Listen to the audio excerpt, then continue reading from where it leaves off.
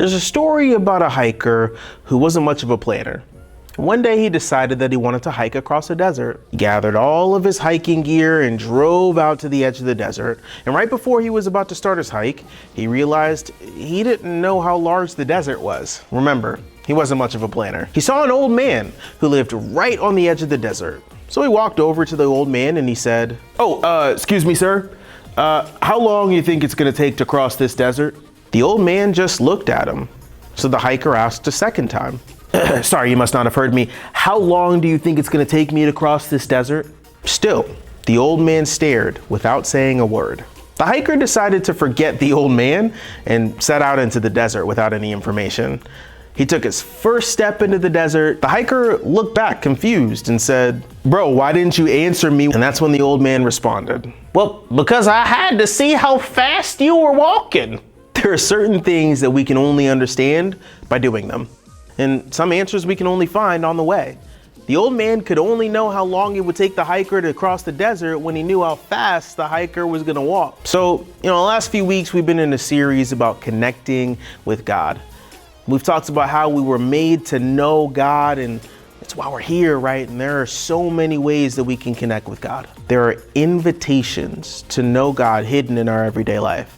But here's the thing, to truly accept these invitations, we've got to actually try them. We have to step into the desert to know how long it's going to take to cross. Of all the invitations that we'll have talked about in this series, the invitation to connect with God through our community might seem the most complicated because it, involves other people. God might be invisible, but at least he isn't messy.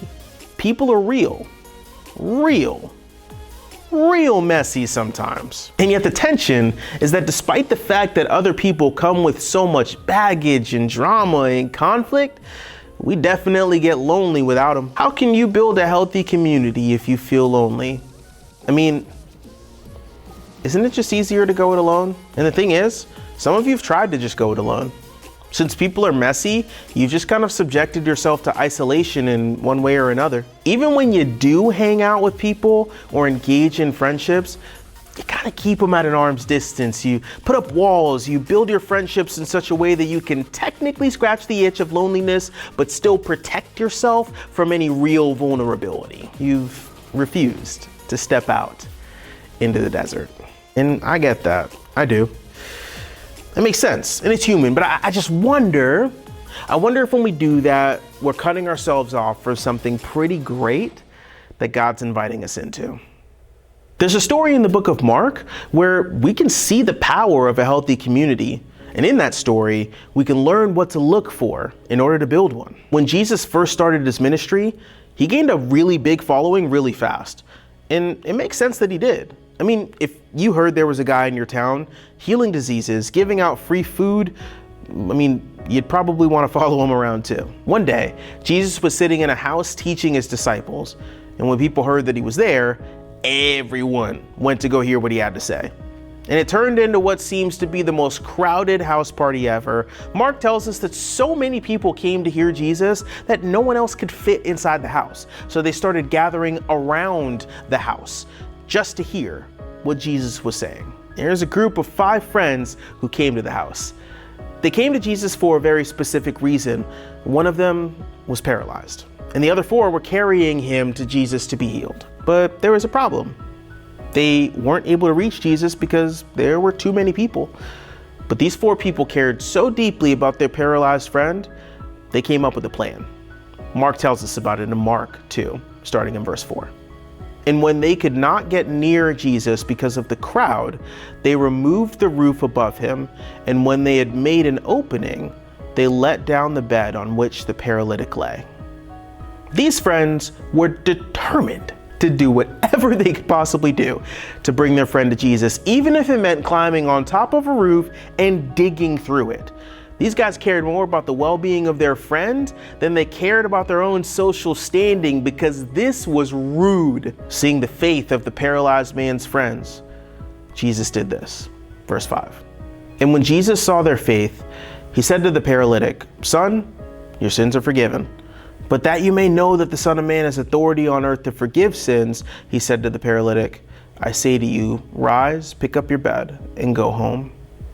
Jesus saw the value of this paralyzed man's friends and the way that they were willing to carry him. And so Jesus forgave his sins and he healed him. And this is how the not paralyzed man reacts.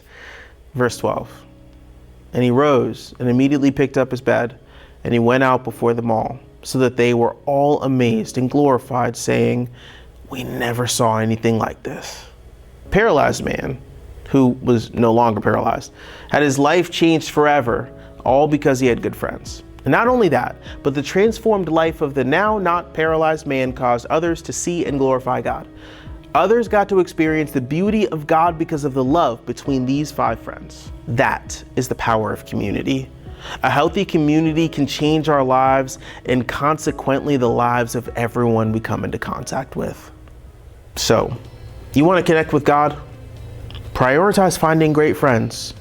Friends who value you, friends who are willing to put you first, friends who look at your wounds and point you to Jesus. I know finding those kinds of friends might be tough sometimes. I get that. This isn't the end all be all of connecting with God, but I just want you to see that when you surround yourself with people who love God and follow Jesus, you're going to connect with God a lot more, because community is an invitation for us to connect with God. And by the way, of course it is. Friendship is at the heart of the gospel. It's what Jesus modeled when he went to the cross on our behalf. And it's what he died and rose to restore between us and God the Father. So here's the point. Find friends who point you to the Father. Because of what Jesus did on the cross, every one of us has the opportunity to join his community, to follow Jesus, to become a member of his family. And when that gets hard, we have each other and we can remind one another of who we are and why we're here. Over the last few weeks, we've talked about some of the invitations to connect with God that are hiding in our everyday life. We're all unique, so these invitations are going to resonate differently for each person, but part of the adventure of following God is figuring out what invitations best help you connect with God. Nothing is more important than our relationship with Jesus. And nothing has the power to transform the world into a place where people know that they are loved than a group of people who are connected to God because of the work of Jesus. So accept God's invitation where you find them. And I think when you do, you'll find your connection with our invisible God is a whole lot fuller and a whole lot more vibrant in your everyday life.